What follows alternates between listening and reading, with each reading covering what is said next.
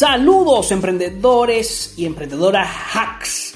Bienvenidos a otro programa de la cuarta temporada de Emprender Hacks. En esta cuarta temporada, quédate hasta el final porque al final vamos a dar una recomendación de investigación. Recuerda que todo lo que doy acá es basado en mis opiniones y que tú y solamente tú tienes la total autonomía de qué vas a hacer con tu dinero. Ninguna de las cosas, ninguno de lo que digo aquí es una recomendación de inversión ni un consejo de inversión. Recuerda que los CFDs, las acciones y las criptomonedas y todos los vehículos financieros o instrumentos financieros son instrumentos que pueden poner en riesgo tu patrimonio. Esto lo digo como un disclaimer, ¿ok? Un disclaimer. ¿Qué vamos a analizar hoy o qué vamos a ver hoy? Vamos a ver qué pasa en el Congreso de los Estados Unidos o qué pasa con esto que se dice el debt ceiling. Además vamos a estar examinando también cómo se encuentra el mercado asiático o el mercado principalmente de la segunda economía más grande del mundo, China. También vamos a ver o vamos a analizar por qué están pasando todos estos, o sea, cuál es el detonante real de todas estas, de toda esta vorágine financiera, de toda esta incertidumbre que tienen los mercados actualmente. Luego, evidentemente, vamos a hacer al final del programa vamos a hacer una, o lo que yo digo como una recomendación de investigación, ¿ok? Estas recomendaciones de investigación son importantes para que tú mismo tomes tus acciones. Vamos a analizar cómo va nuestro portafolio, el portafolio que hemos ido haciendo semana tras semana acá en Emprender Hacks. Y claro, que no te puedes olvidar de saber también de cómo se encuentra, o sea, qué análisis podemos ver más allá, qué podemos escudriñar. Recuerda que una de las cosas más importantes en los mercados financieros es pensar fuera de la caja.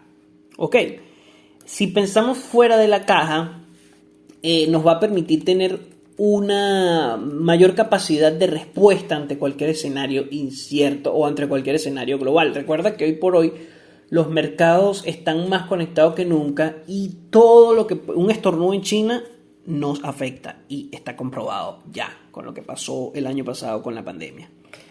Tengo que, antes de seguir, agradecerle a todos mis escuchas de Spotify, Apple Podcasts, Google Podcasts, Anchor, Evox, etcétera, etcétera. De verdad que sin ustedes este podcast sería imposible, inimaginable. De verdad que les pido es que compartan, le den me gusta, comenten y esto es lo que hará que yo pueda llevarles cada vez mejor información, mejores análisis y bueno, que sigamos creciendo. Bueno, en este punto vamos a comenzar a ver o analizar todo el panorama global. Vamos a comenzar con el tema de qué pasa en el Congreso. Bueno, primero y principal tenemos que algo muy importante que es el techo de deuda. Pero ¿qué es eso realmente? O sea, ¿de dónde viene el término debt ceiling? Este término viene principalmente para controlar todo lo que tenga que ver con los gastos del Estado en Norteamérica. Recordemos que los estados, tienen que endeudarse porque es la deuda es la única forma en que la economía crezca, según las nuevas teorías monetarias o las teorías modernas, monetarias modernas. Discúlpenme un momento que voy a tomar agua. Entonces, el debt ceiling es el límite de la deuda que tienen los Estados Unidos o el límite de la deuda global que pueden tener como Estado federal. Es un límite legislativo sobre el monto de la deuda nacional que el Tesoro de los Estados Unidos puede incurrir, lo que limita la cantidad de dinero que el gobierno federal puede pedir prestado. Entonces, en ese caso, lo que sucede es que tanto demócratas como republicanos no se ponen de acuerdo para poder aumentar el límite o el debt ceiling. Recordemos que esto había pasado anteriormente, principalmente cuando Barack Obama hubo un momento en donde se tuvo que ampliar la deuda, o sea, se tuvo que hacer como una especie de de consenso precisamente para poder aumentar los gastos y que el gobierno federal no cese sus actividades. Ahora, ¿qué sucede? ¿Qué pasaría en este punto? Janet Yellen, bien conocida porque... ¿Quién es Janet Yellen? Ya les voy a decir quién es Janet Yellen. Pero Janet Yellen advierte, ¿verdad?, que de no llegar a un consenso en 3 semanas, el 18 de octubre, si ambas cámaras del Congreso no llegan a un acuerdo, la nación dejaría de pagar sus deudas por primera vez en la historia. Mientras el tiempo corre y el Congreso juega con fuego al acercarse peligrosamente al Estado. Janet Yellen es la secretaria del Tesoro de Norteamérica, ¿ok? Es una economista estadounidense de la institución Brookings con un doctorado por la Universidad de Yale. Es profesora de economía fue profesora de economía desde 1985 a 2006 y profesora emérita de la Universidad de California en Berkeley. Entonces, ella advierte esto, pero ¿cuál es el escenario o qué se puede interpretar de todo esto? Primero, ¿el techo de deuda restringe el gasto público? Bueno, tenemos entonces varios escenarios, ¿ok? Vamos a empezar a analizar todos los escenarios posibles.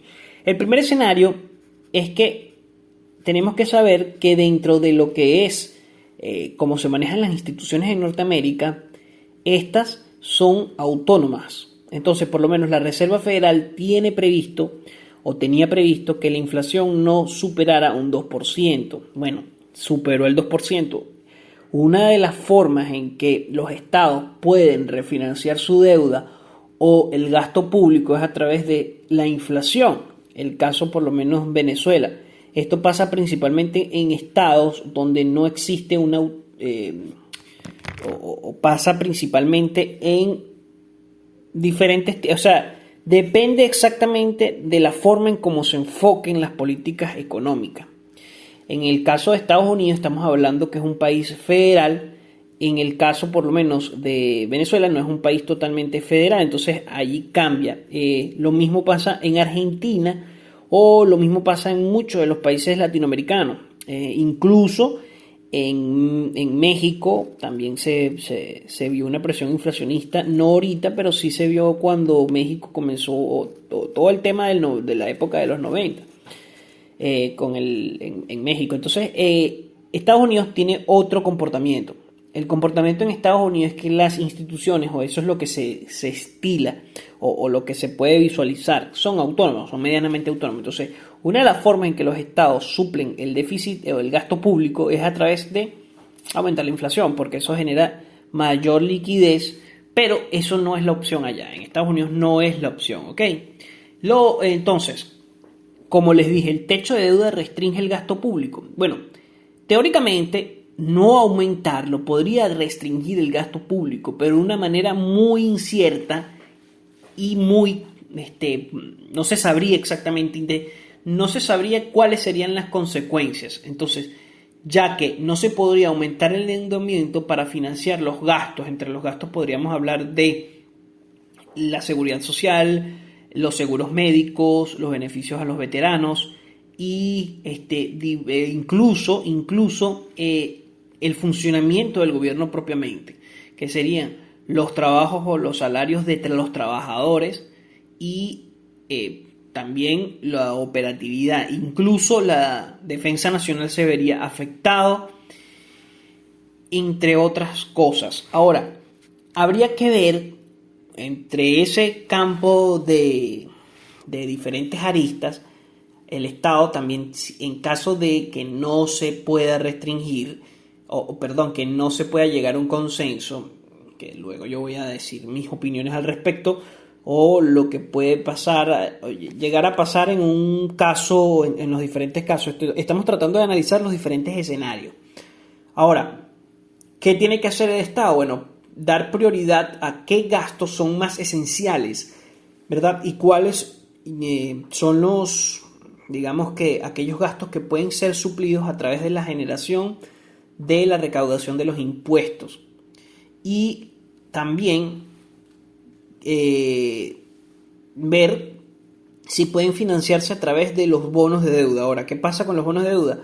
como está esta potencial impago de la deuda, se han subido un poco las tasas de rendimiento, pero los inversionistas no se ven muy alentados en invertir en los bonos. Entonces, si no hay una inversión en ese tipo de bonos para pagar la deuda, el panorama se ve un poco muy no alentador.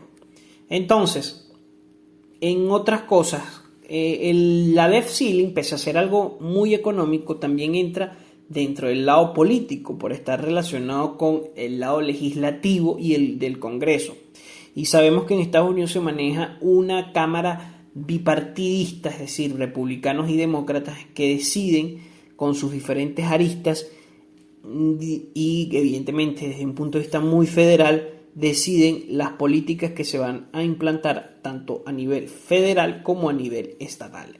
Entonces, ¿qué partido está más interesado en aumentar el techo de la deuda? Evidentemente el partido que esté dentro del Ejecutivo, es decir, quien controla la Casa Blanca. En este caso son los demócratas, junto con la cabeza de Joe Biden, controlan la Casa Blanca, el Congreso y el Senado de los Estados Unidos.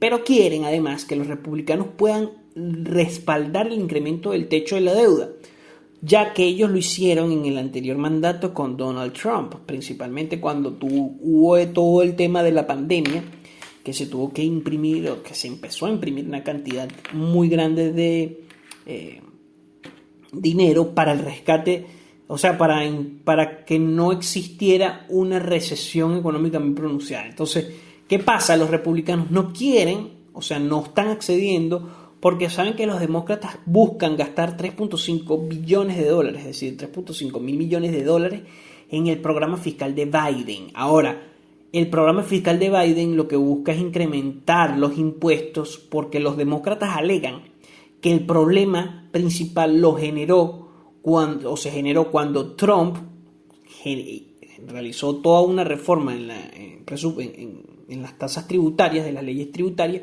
y hubo una bajada de los impuestos. Por ende, esto afectó a la recaudación, cosa que provoca que el Estado no tenga, o que los impuestos que recauden no sean lo suficientes como para mantener el gasto público propio para poner o para tener operativo el gobierno. Entonces, esto es interesante examinarlo porque exactamente en Estados Unidos tenemos las empresas que más se han beneficiado o las empresas más grandes del mundo están en Estados Unidos, empezando por Apple, Amazon, Tesla, Facebook, Microsoft, están en Estados Unidos. Entonces, en este caso, en este panorama, los demócratas tienen la opción de que se aumente el techo de deuda por mayoría simple de votos a través de ley de reconciliación presupuestaria. Pero si no acuden a esta ley y actúan de forma totalmente unilateral, necesitarían al menos 60 votos en el Senado, lo cual implica el apoyo de 10 republicanos y de todos los demócratas, algo bastante imposible. Ahora, ¿cuáles serían las repercusiones o efectos adversos si se retrasa mucho la aplicación del techo de deuda? Uno, que va a haber una pérdida significativa del valor del dólar frente a otras monedas y frente a otros activos. Dos, que el mercado de capitales podría declinar significativamente. En este caso podríamos ver que el S&P 500 podría tener muchas repercusiones. Lo otro es que el mercado presupuestario, el mercado de crédito global va a tener serias repercusiones y pudiese existir un rally, es decir, un incremento en los precios del oro y sus commodities. Ahora, si esto sería el panorama, es decir, si esto serían las consecuencias, entonces, ¿cómo están los mercados hoy, 29 de septiembre? Ok, vamos a ver el S&P 500, US 500 o el S&P 500, que recoge las principales o las 500 principales empresas de los Estados Unidos. Bueno, vemos que se marcó un máximo histórico en lo que tiene que ver con el índice S&P 500 por los 4.556.3. Luego del 7 de septiembre ha venido teniendo una potencial corrección, luego subió y ahorita está en un punto en donde yo pensaría que es un punto de indecisión, de algo de indecisión, porque hay mucha incertidumbre. Ha seguido desde que se está presumiendo una potencial crisis, ha venido existiendo esta premisa, como lo dije en podcast pasado. Ahí viene la crisis, ahí viene la crisis, es como ahí viene el lobo, hay que cuidarse, pero nunca viene. Y los índices y los activos lo que hacen es marcar máximos. Entonces, los inversionistas no tienen el pánico, no se siente. ¿Por qué? Primero porque la Reserva Federal ha continuado con el tapering y además ha hecho todo el tema de que no ha subido las tasas de interés y se presume que no se va a subir hasta mediados o incluso finales del 2022. Esto genera un panorama de quizás euforia en los mercados financieros. Además que las empresas que conforman el S&P 500 han tenido muy buenos rendimientos pese a todo el dilema que se pudo presumir en un momento cuando comenzó la pandemia, es decir, temas de logística, ¿será que van a poder cumplir con los objetivos? Y bueno, lo cierto es que ha sucedido. Ahora, ¿cuáles serían las consecuencias? Lo que estamos viendo realmente, y también en cuanto a Evergrande, es cómo el efecto de un cisne negro de impacto lento, como fue el COVID-19, un virus, una pandemia global, ha venido afectando de manera significativa todos los mercados financieros a nivel global. Y no nada más eso, sino también, no nada más los mercados financieros, sino que ha existido un cambio en cuanto a la forma en cómo se ven o se aprecian las finanzas. ¿Por qué? ¿Por qué esto? Bueno, porque hay alternativas nuevas que se están planteando, y ahí viene el caso de las criptomonedas, y voy a analizar los posibles escenarios o posibles acciones que puedan hacer las criptomonedas, y también por las nuevas tecnologías que existen en el área de la automatización de trabajos. ¿Ok? En este caso estamos hablando de la inteligencia artificial, porque esto permite que, digamos, una aceleración en los diferentes procedimientos de producción. Entonces, hablando de el tema de Evergrande. El tema de Evergrande es interesante porque es una empresa, un monstruo inmobiliario de tamaños, bueno, gigantescos, pero lo fuerte es que es una empresa que está en China, cuya potencial default tuvo un impacto dentro de los mercados financieros, especialmente el Nasdaq, el S&P 500. Esto es algo que no se veía de una forma, o sea, no se veía esa conectividad entre los mercados, incluso en el mercado de las criptomonedas, sabiendo que China o el mercado chino es uno de los más importantes. Es uno de los más importantes en el caso de las criptomonedas, en el ámbito de los criptoactivos. Entonces, es interesante ver cómo un estornudo en China puede afectarnos de manera negativa. Ojo, esto va más allá del COVID. Evidentemente, un estornudo en China nos afectó, pero va más allá del COVID y puede ser que toda esta serie de potenciales crisis o incertidumbres en las finanzas globales sean consecuencia de ese cisne negro pandémico que fue un desastre de impacto lento y cuyas repercusiones realmente se están viendo 1 año y medio o 1 año después. Ok, esto es interesante a tenerlo en cuenta para poder tomar decisiones. Ahora vamos a hablar en caso de que cómo sería el efecto, ¿verdad?, del inmobiliario Evergrande Group dentro de Latinoamérica. Primero, no está claro si Beijing va a darle a la empresa fondos para cumplir con sus obligaciones de deuda, pero muchísimos analistas han advertido que el colapso de la compañía china puede tener graves o increíbles impactos para tanto China, que es la segunda economía mundial, como para todo el resto del mundo, tanto occidental como oriental. En este escenario, América Latina no va a salir sin ningún tipo de problemas de un potencial impacto. Entonces, ¿qué pasaría en este punto? Bueno, primero tendríamos que ver si realmente el gobierno de Beijing o de Pekín logra rescatar a Evergrande. Yo personalmente estimo que sí va a poder rescatarlo, pero también hay que ver cuáles serían las consecuencias de que el gigante inmobiliario como Evergrande colapse.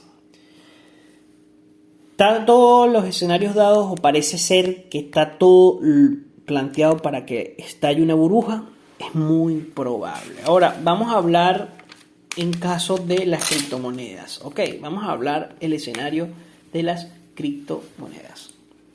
Si vemos las diferentes noticias, vemos que el capital institucional no deja de llegar a las arcas del criptomundo. Incluso existe ya el primer fondo de criptomonedas, fue aprobado en Suiza. Entonces, como la adopción de las criptomonedas sigue ganando un impulso en países como Suiza, que son los banqueros del mundo, y a medida que estas autoridades financieras locales van concediendo más aprobaciones a nivel de las regulaciones necesarias para que hayan instrumentos de inversión en criptomonedas de una manera legal, Suiza se prepara para integrarse cada vez más en el ecosistema criptográfico. La autoridad suiza de supervisión de los mercados financieros aprobó el Crypto Market Index Fund como el primer fondo de criptomonedas indexado según la legislación suiza. El fondo ha sido lanzado o fue lanzado por el gestor de activos suizo Crypto Finance y lo administra la empresa de gestión de inversión PVB, Pernat Van Bolmos, con la vigilancia y la custodia de Seva Bank AG. Esto es interesante porque, bueno, ya existe un país donde se maneja tanto capital institucional como Suiza, aprueba el primer fondo de inversión para todo lo que tiene que ver con las criptomonedas. También tenemos una noticia interesante, que es que la plataforma eToro, que es un exchange centralizado, va a lanzar una primera cartera de finanzas descentralizada. Vamos a ver cómo repercute esto, o cuál sería, digamos, que la verdadera repercusión. Ahora, viendo el escenario global, analizando incluso la historia reciente de las manías, de los pánicos, de los cracks, vemos que el crack del 2008 generó que en el 2009, pese a que ya existía una serie de proyectos anteriores a Bitcoin, fue realmente ese punto de inflexión en el 2008, cuando muchos bancos cierran, cuando hay una dificultad de hacer pagos a diferentes actores a nivel global, principalmente a programadores ubicados tanto en la India como en Asia, como en América Latina, pero principalmente Asia y de Estados Unidos. O sea, de Estados Unidos pagarle a alguien en Asia era imposible, y además los bancos, muchísimos bancos cerraron y se vieron en la imposibilidad de hacer estas transacciones. En ese escenario de caos es donde nace Bitcoin.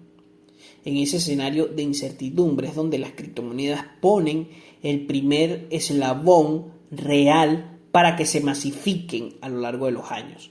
Una década después de que pase o que se dé el precedente de Bitcoin a nivel global, las criptomonedas o el criptomercado ha sido un mercado cuyo crecimiento es impresionante. Entonces, la pregunta que me hago, y que quizás la respuesta sea más compleja de lo que parece, o puede que sea más sencilla de lo que parece: si hay un crack global en los mercados financieros, ¿se va a ver afectado el criptomercado? ¿Va a crecer? ¿Los inversores institucionales van a tomar a las criptomonedas como una potencial reserva de valor o no?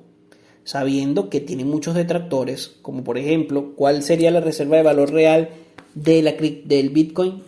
La escasez, o porque la reserva de valor del dólar estadounidense tiene mayor, digamos que un background mucho más grande, el PIB, las políticas monetarias, etcétera, etcétera. Pero el Bitcoin no lo maneja ningún banco central ni reserva federal. Entonces, ¿realmente va a haber un impacto positivo? Entonces, estas son preguntas interesantes para poder determinar qué acciones tomar tú como inversionista o como emprendedor, incluso a nivel financiero. Porque las finanzas son el punto o el talón de Aquiles de la mayoría de los emprendimientos, empresas grandes, medianas o pequeñas. Si no es así, pregúntenle a Lehman Brothers cómo hizo con su deuda.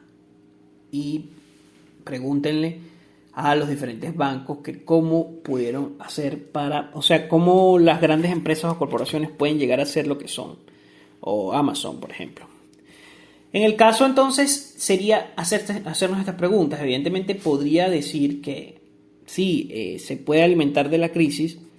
El capital institucional está viendo una potencial cobertura en las criptomonedas ante una eventual caída de la bolsa, del S&P 500 y del índice bursátil y de las inmobiliarias. O puede que no, puede que sea el caso contrario. Puede que no vean allí la potencialidad por su alta volatilidad y falta de controles.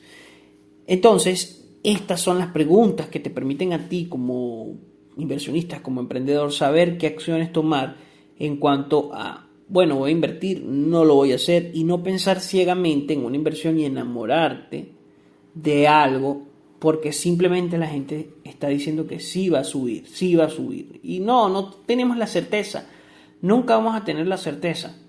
Ok, y además el activo está muy alto en el caso del Bitcoin para que este siga aumentando su precio. ¿Puede llegar a 100.000? Puede llegar a 100.000, pero ¿cuándo? No se sabe. No se sabe. Y la carrera en este momento es una carrera con sesgo bajista. Si vemos aquí el criptomundo, el criptomercado se ha visto bastante afectado y tenemos un precio de unos $41.600 en el momento en que grabo este podcast, en la hora en que grabo este podcast. Porque sabemos que en un día la variación del Bitcoin puede ser desde 43.100 a 41.000. Entonces es una variación de miles de dólares en un día y eso lo hace no llamativo a muchos inversionistas institucionales, a muchas empresas. ¿Por qué no lo hacen llamativo? Porque a nivel logístico, a nivel de transabilidad, el Bitcoin representa un gran problema que es la comodidad de poder hacer inversiones de una manera sencilla.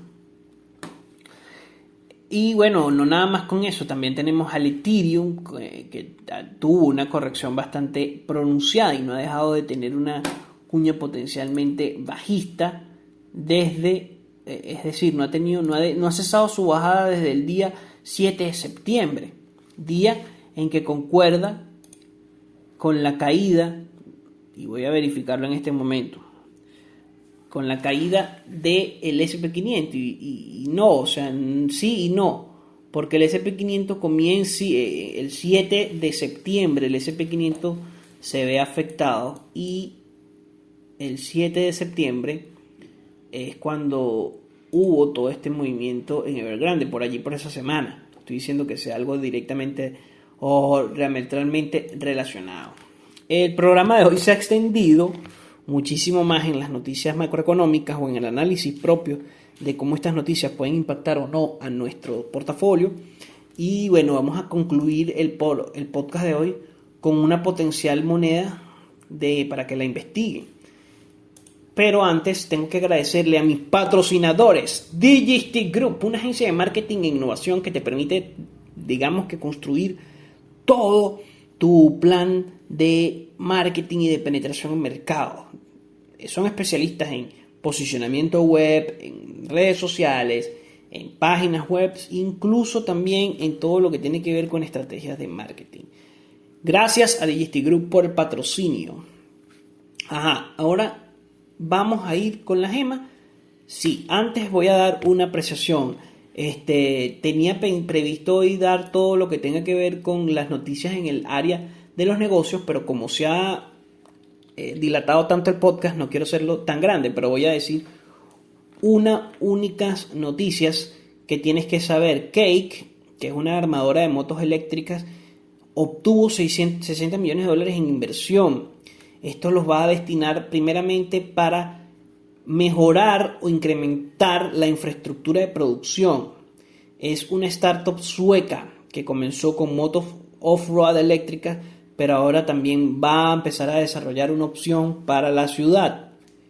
Halloween generará una potencia o una derrama económica en Estados Unidos de América de aproximadamente 10.140 millones de dólares para este 2021. Se estima que puede ser una cifra récord. Sin embargo, hay que ver muy bien, es una cifra récord si lo comparamos con el 2020, pero también ver exactamente cuál es o cómo la presión inflacionista norteamericana puede estar dándonos un panorama de un crecimiento no real. Entonces son cosas que tenemos que como emprendedores conocer bien para tomar las decisiones correctas. Noticia importante en cuanto al sector salud, el sector salud no, en el sector turismo. Lo que pasa es que con el COVID el turismo se vio afectado. Bueno, Carnival, la grande de los cruceros, informó que para que las reservas de crucero van a estar disponibles, informa que la reserva de los cruceros para la segunda mitad del año 2022 estarán por encima de los niveles previos a la pandemia. Entonces, es decir, va a crecer en comparación con el 2019, tomando el 2020 como un año cero en el caso del turismo en cruceros. Esto por dos razones. Una, las personas quieren salir, han ahorrado, tienen más dinero en las cuentas, precisamente porque salieron menos, el home office aumentó y se necesita un espacio más grande de poder tener experiencias más allá de descansar y nada más. Entonces en podcasts anteriores lo dije, que después de todo lo que tiene que ver con la pandemia, todo lo que tiene que ver con el encierro, la clausuración, va a haber un aumento en la demanda de experiencias turísticas. Bueno, el podcast de hoy llega hasta acá. Entonces, ¿cuál es la moneda?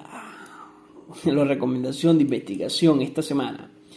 Bueno, para mí es DOT. ¿Pero por qué DOT? Polkadot es una plataforma, primero, más rápida que Ethereum. Ethereum está teniendo muchísimas problemas. Incluso en estos días hubo un aumento, hubo un pago por una transacción de $100,000 por parte de una casa, un exchange, por una transacción de 100,000 USDT, pagó nada más y nada menos que la cantidad de $20 millones en gas. Entonces esto genera grandes problemas en la usabilidad propia de Ethereum como una red alternativa, ¿ok? Como una red potencial, porque imagínate, Bitfinex pagó 23.7 millones de comisión para enviar una transacción de Ethereum, que cuando se analiza o se ve, ellos enviaron $100,000. $100,000. Entonces ya la red Ethereum está teniendo muchos problemas, principalmente en el área de los impuestos y la usabilidad. O sea, las comisiones son muy altas. Vamos a analizar entonces, en ese punto, DOT se posiciona como una alternativa bastante fiable cuyo precio está en la actualidad, después de las caídas, rondando los $30. Entonces tendríamos a los $27. Entonces el máximo histórico de Polkadot, si no mal recuerdo, fueron los $50. Rozó los $50 y comenzó un descenso. Luego hace poco llega a los $38, pero aún es una moneda cuya potencialidad es muy alta y cuyo precio yo lo veo por abajo. Tenemos como que un margen de seguridad, según lo que dice Benjamin Graham. Polkadot está desarrollado para ofrecer tanto seguridad, escalabilidad como innovación. Primero, porque hospeda o tiene una verdadera interoperabilidad. Polkadot es una de estas cadenas de bloques cross-blockchain, es decir, que puede unir diferentes plataformas de blockchain, y eso haría que las transacciones sean mucho más económicas, mucho más fáciles de procesar y mucho menos costosas. Además, que funciona a través de la prueba de Proof of Stake, y no tienen que hacer la gran migración que no ha podido hacer Ethereum. Entonces hay muchas características. Una, que el precio no es tan elevado como por lo menos Sol o BNB o el mismo Ethereum, y segundo, que es una cadena de bloques cuya posibilidad de transferir o hacer transferencias es muy rápida y permite tener una unión o permite conectar a las diferentes cadenas de bloques. Entonces esto es un plus extra con Polkadot. Ahora vamos analizando todo lo que tiene que ver. Entonces Polkadot, el precio del día de hoy, antes de culminar, el precio del día de hoy para Polkadot está por los $27.04. Entonces lo agregamos para el 29 de febrero del 2021 como en este ejercicio didáctico en donde ustedes tienen que investigar, ver Polkadot está a $27. Entonces es el precio del programa de hoy, que es el programa número 4 en esta serie. Entonces vamos a hacer un análisis de cómo están nuestras posiciones actualmente. Entonces comenzamos con Solanax. Solanax, vamos acá a CoinMarketCap. Solanax, cuando yo lo dije en el programa, ojo, tenemos que tener previsto que las criptomonedas bajaron. Entonces ahí es cuando yo digo que las inversiones no es que coloco acá y ahí salen. No. Puede ser que muchas personas le ha pasado porque vivieron un bull run, es decir, un mercado alcista, una carrera alcista. Pero no es lo usual. No es lo usual y no es sostenible a largo plazo. Es insostenible a largo plazo. Incluso muy pocas personas han batido al índice principal de la bolsa, que es el S&P 500, donde se recogen las 500 empresas más importantes de Norteamérica. Entonces, en aquel momento tendríamos que Solanax, que se llama SOLT, estaba a 0.16. El tercer programa tendríamos que estar a 0.26 y en este programa de hoy tendríamos que Solanax está al precio de, ya les voy a decir, estoy buscándolo, no se vayan a confundir con Solana, ok, es Solanax, está a 0.20, 0.2, es decir, seguimos por encima del momento en que lo compramos.